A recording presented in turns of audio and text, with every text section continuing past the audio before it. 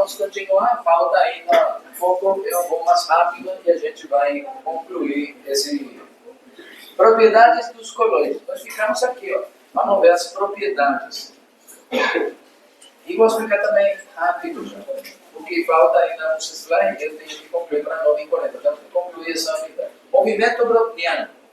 Então, quando for os colóides, compreenderam que esses colóides têm um movimento, essas partículas que estão todas, eu falei no começo, né, que o movimento é sinal de energia. Tudo que é matéria tem movimento. Não é que porque a gente não veja, não está em movimento. A parede está em movimento.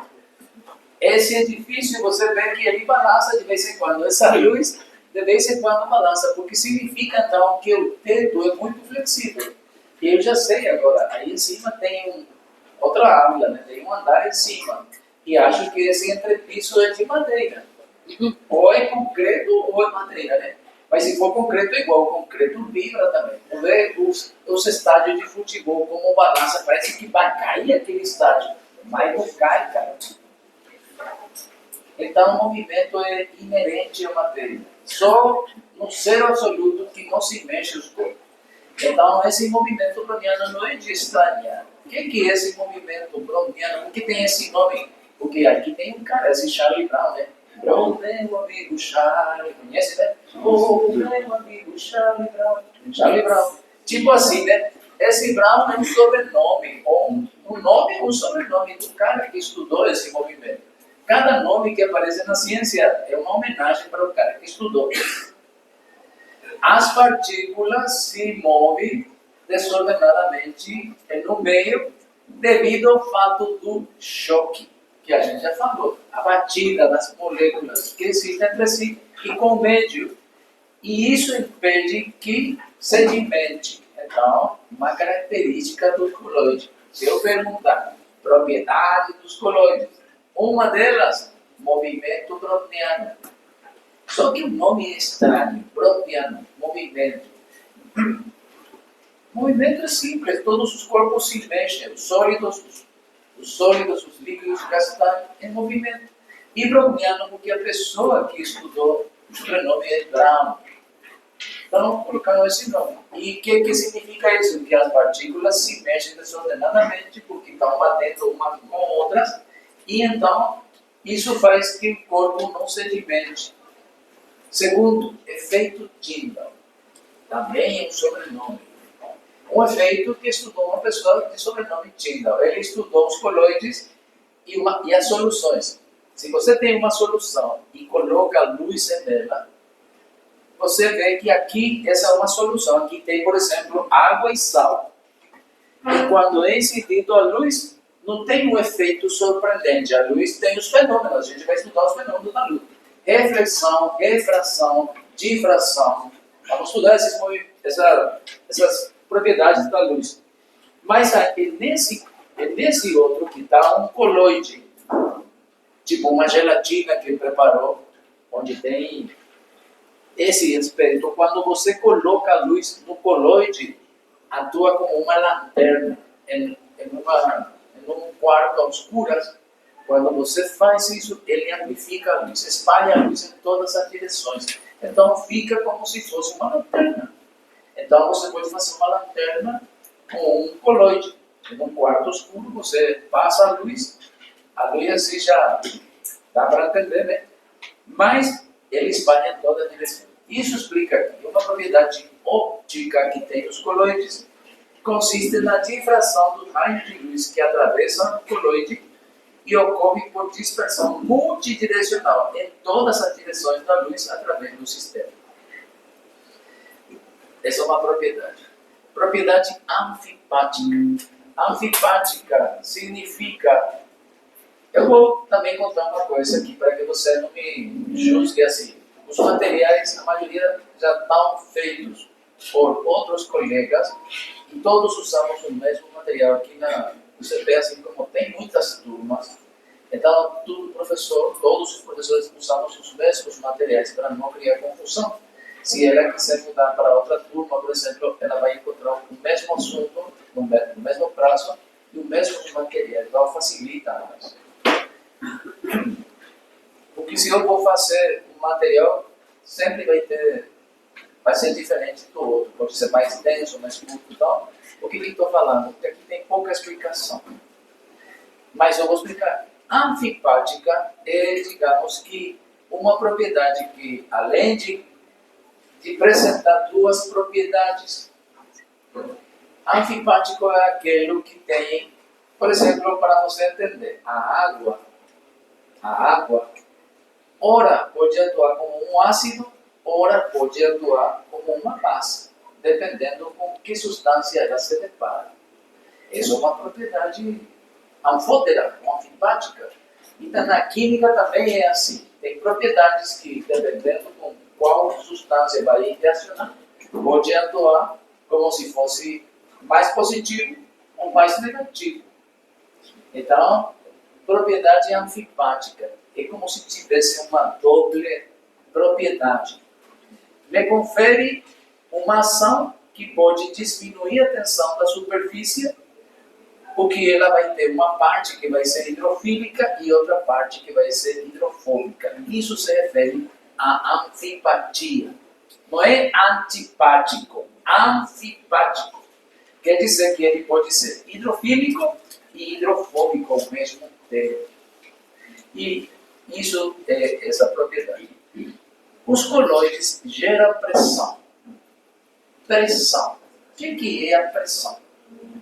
Pressão é força sobre uma superfície. Por exemplo, quando a gente está andando, a gente faz pressão sobre o piso. E tem uma força contrária, que é a reação. A pressão sanguínea é a pressão que faz o sangue sobre as paredes dos vasos sanguíneos. Mas a gente vai estudar pressão quando estudemos o coração. E vamos ver que a pressão tem pressão sistólica e pressão diastólica. Certo? E tem a pressão diferencial. A gente vai estudar tudo isso lá no capítulo correspondente. Pressão.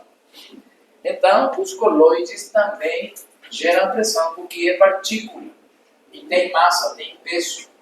E sobre a superfície que ele vai atuar, ele vai gerar uma pressão osmótica. Quando a gente estudar a osmose, vamos estudar em biologia e vamos estudar também em biofísica. Osmose é um fenômeno de passagem de água através de uma membrana permeável. A água, por exemplo, se eu tenho uma célula aqui e essa é outra célula, vou escrever aqui. Aqui vou escrever. Não sei onde coloquei as canetas, eu sou muito distraído. Bom, aqui tem, vamos supor que esse quadro que está aqui no sul seja uma célula. E aqui tem outra célula. Aqui tem outra célula. Elas estão muito juntas, bem próximas. Tem um monte de proteínas que ligam, que unem. E tem a doble membrana, né? A doble membrana de fosfolipídios, que a gente vai estudar com mais detalhe no capítulo correspondente, né? A água segue seu próprio... Tem as proteínas pelo qual ela atravessa normalmente, mas também ela pode passar dependendo da concentração. Se tiver maior concentração de água desse lado, a água vai passar. Mas isso não quer dizer que a água não passe também no sentido contrário, só que vai passar em menor quantidade.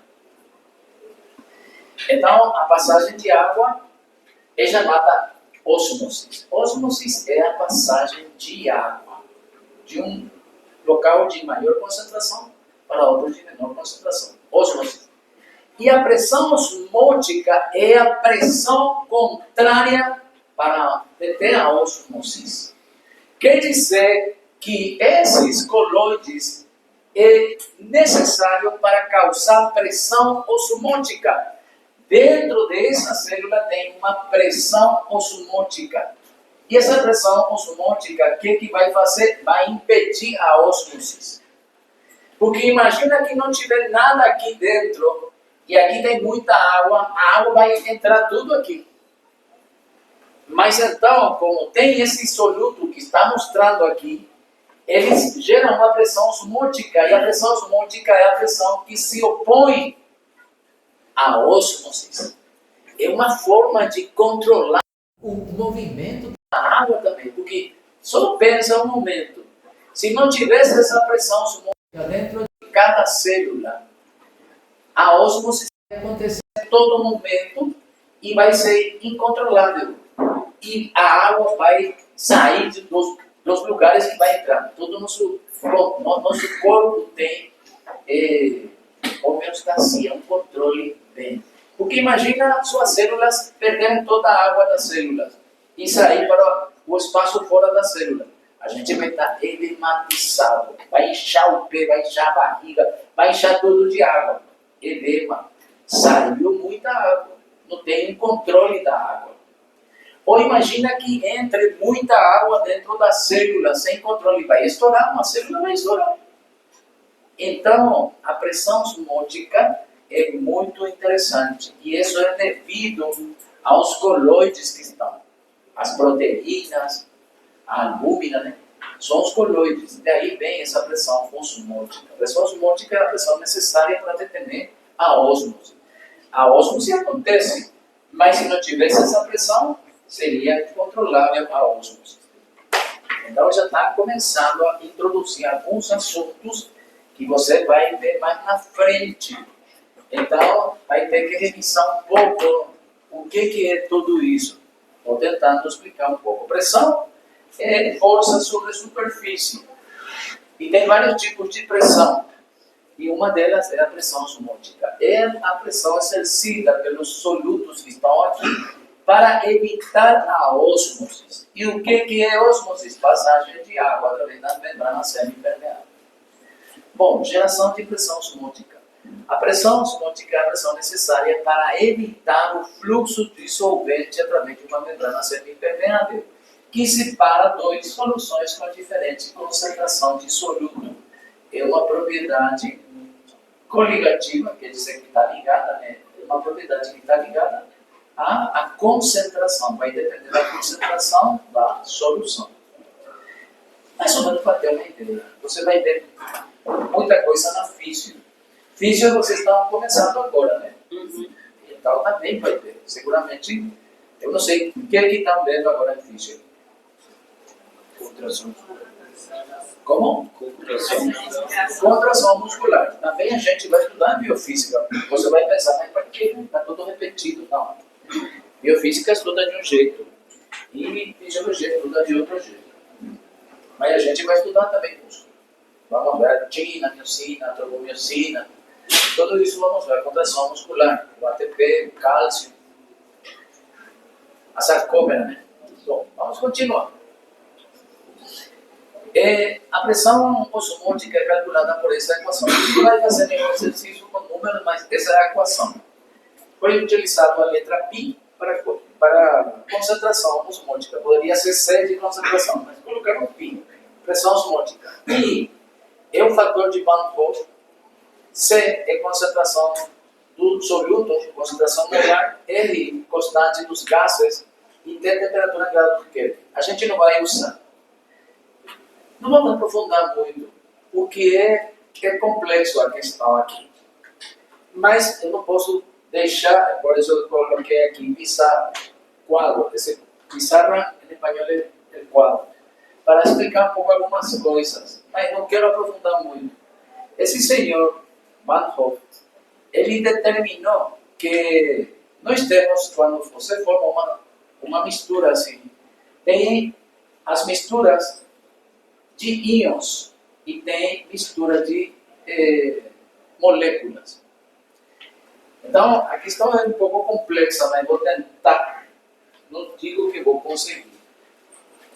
E tem muito de química aqui.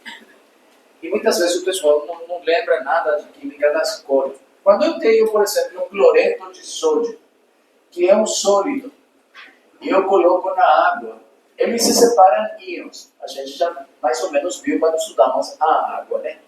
Assim. Se a gente tem, por exemplo, uma concentração da solução, pode ser sólido, pode ser em solução. Se eu tenho uma concentração de 0,1 molar, e aí já começa o problema. O que é molar? Molar é concentração de soluto por cada litro de solução. Eu preciso arrumar, por exemplo, 58 gramas de cloreto de sódio, porque esse é 23 e esse é 35, dá 58, dissolver em 1 litro de água e isso dá 1 molar. 1 molar. Eu tenho 0,1, a 10ª parte de 1 molar. Não quero complicar. Mas quando você separa, você tem 2 íons. Então aqui também é 0,1 e aqui é 0,1. Então, quando você vai trabalhar com os íons, você tem 0,1 mais 0,1. São 2 íons, porque são 2 íons que se formam. Se você tem, por exemplo, uma molécula como a glicose C6H12O6, é a glicose, certo? A glucosa. É diferente, porque ela não se dissocia em íons. Se você tem uma concentração de 0,1, vai ficar 0,1, mas aqui vai ficar 0,1 por 0,1. Na realidade, vai ficar 0,01, porque você vai multiplicar esses íons. Então, esse íon é o número de íons. E aqui forma 2 íons. Então, você aqui tem que colocar 2. Aí já muda todo. E quando é uma molécula tipo glicosa, você vai colocar 1. Não vai mudar nada na fórmula. Já começamos a complicação por esse I. O que é esse I? É um fator de Van Hoff. Esse fator vai depender do tipo de soluto que você tiver na solução. Viu? Então, é todo um capítulo dentro da química a solução. Se você tiver uma substância tipo, vamos mudar só o íon, sulfuro de sódio. Quando separa íons, você vai ter sódio mais enxofre. E aí você vai ter que fazer a igualação. Aqui 2, como tem 2, aqui 2 e aqui 4. Então, você já vai ter quantos íons? Já vai ter mais íons. Então, depende da equação. Por isso eu disse que eu não queria complicar. Então, o que acontece? Esse cara estudou as propriedades das soluções e colocou essa equação. Mas eu tenho a obrigação de, pelo menos, falar. Os outros colegas talvez nem falam, para não se complicar. Nem todo mundo é químico. Os médicos são médicos a maioria. Nem todo mundo é farmacêutico, nem todo mundo é professor de física e química. Então, teve colegas que são médicos que dão nessa matéria também me pediram, você pode me substituir nesse capítulo, porque esse capítulo é complicado. Tá bom. Já aconteceu isso. Então, o que acontece? Essa é uma propriedade, a geração de pressão osmótica. A pressão osmótica tem a ver a pressão que impede, aqui está o conceito, né, que impede que ocorra a ósmose, que é a passagem de água. E isso vai depender da solução, do tipo de solução, do tipo de colóide que você tem. Se é hidrofílica, se é hidrofóbica, que substância está dissolvida lá. E essa pressão pode ser calculada mediante essa fórmula. Pressão osmótica é igual a um fator de Van Hoff, que vai depender dos íons que está presente na solução, como eu mostrei aqui. Número de íons. Se é um íon, 1. Se são 2 íons, 2. Se são 3, 3. Se é 4, 4. Isso vai depender da fórmula. Então, para isso, você tem que conhecer a fórmula do composto. Se você tem cloreto de alumínio, ele vai dividir em alumínio e em cloro. Você coloca aqui um 2, 2, 6, 3, 2, 2. Então, você tem 2 íons. 2 íons. Então, aí vai mudar. Esse aí é isso. Você tem que conhecer a fórmula dos compostos, que a gente não vai estudar, mas eu estou só explicando como acontece essa equação. C é a concentração do soluto. O soluto é esse. Qual é a concentração que você preparou? Cloreto de sódio, 0,9 molar. Soro glucosado, 5%. Quem é enfermeiro sabe o que eu estou falando. Então, você vai ter uma solução e uma concentração. Então, esse é a concentração molar. Constante dos gases, porque muitos líquidos têm gases. Então, você tem que saber a constante dos gases e a temperatura que você está preparando. E com tudo isso, você calcula. Se quiser calcular a pressão osmótica. Bora. Outra propriedade dos coloides é a gelatificação. Quer dizer que os coloides podem virar gel. E inibição com água. ele pega a água e forma um gelo, né? Forma um gelo. O gelo é um sistema coloidal, onde a fase dispersante líquida é a água e uma fase dispersa sólida, que pode ser uma proteína, por exemplo. Não sei se está ouvindo bem. Bom, já falamos da estabilidade nos coloides. O coloide pode ser estabilizado, normalmente adicionado um metal. E também pode ser estabilizado por carga elétrica. Bom, o coloide acabou aí. Aqui vem uma parte que fala um pouco do microscópio. Isso é histologia. Mas aqui os coloides podem ser também estudados com o microscópio. Só que esse microscópio é especial, ultramicroscópio. Esse senhor, que dá o sobrenome dele, foi quem criou esse microscópio, ultramicroscópio. Esse microscópio estuda partículas que você não consegue ver com um microscópio de histologia. Esse microscópio é um tipo especial de campo escuro para observar partículas que não são visíveis com o microscópio convencional e pode detectar objetos muito mais pequenos que geram sinais luminosos no fundo escuro. Se utiliza para estudar o movimento browniano. Então, quem estudou esse movimento deve usar um tipo de microscópio, ultramicroscópio. Só para isso, né? Para explicar bem mais ou menos como funciona. Bom, outro conceito, equilíbrio no coloide. Equilíbrio coloidal. Coloide já sabemos que é uma partícula, uma substância cuja partícula pode encontrar-se em suspensão entre 0,1 a 100 nanômetros de tamanho. E aquela partícula fica tipo em equilíbrio, em suspensão. E essas partículas não conseguem atravessar uma membrana semi-impermeável. Então aparece um cara que estudou esse equilíbrio e se chama Donald. Donald estudou o equilíbrio no coloide. Mas é um equilíbrio muito específico. Ele estudou íons que não conseguem atravessar a membrana biológica, não são da membrana celular. E estudou dois íons. Aqui você tem o cloro e o potássio. Dois íons, né? Só de potássio. E esse equilíbrio de Donald, ele estudou esse equilíbrio que acontece nos coloides, porque o nosso ambiente é um sistema coloidal, e ele estudou um equilíbrio entre os íons que estão nesse coloide. Então, se aplica somente a íons difusíveis. O que significa isso? Ele estudou para esses íons que conseguem passar a membrana, conseguem difundir. Se consideram duas espécies atômicas, cloro e potássio. E os íons têm que ser monovalentes, têm que ter valência, por isso tem cloreto, negativo 1, potássio, mais 1. Aqui tem proteínas, e vamos ver que as proteínas não conseguem atravessar. Então, aqui está mostrando que desse lado extracelular tem muito cloro. E aqui tem 2 cloros e aqui tem 4. Aqui tem mais. Normalmente o cloro vai difundir, vai passar por difusão. Difusão é a passagem por gradiente de concentração. Está mais concentrado aqui, então vai difundir, vai passar para o outro lado. Do outro lado temos que o potássio, que está nesse color lilha, tem 5 e aqui tem 4. Então o potássio tem 6 aqui desse lado, perdão, tem 6 aqui tem 4, vai passar. Isso estudou. Isso é muito importante porque isso depois, um pouco mais na frente, talvez você já tenha estudado membrana ou célula, mas para comigo vai estudar de novo, é a explicação por que o interior da célula é sempre negativa. O interior da célula, o interior e o exterior, duas capas de fosfolipídio. A capa que está dentro da célula sempre é negativa no repouso e positiva no repouso do lado de fora. Por quê?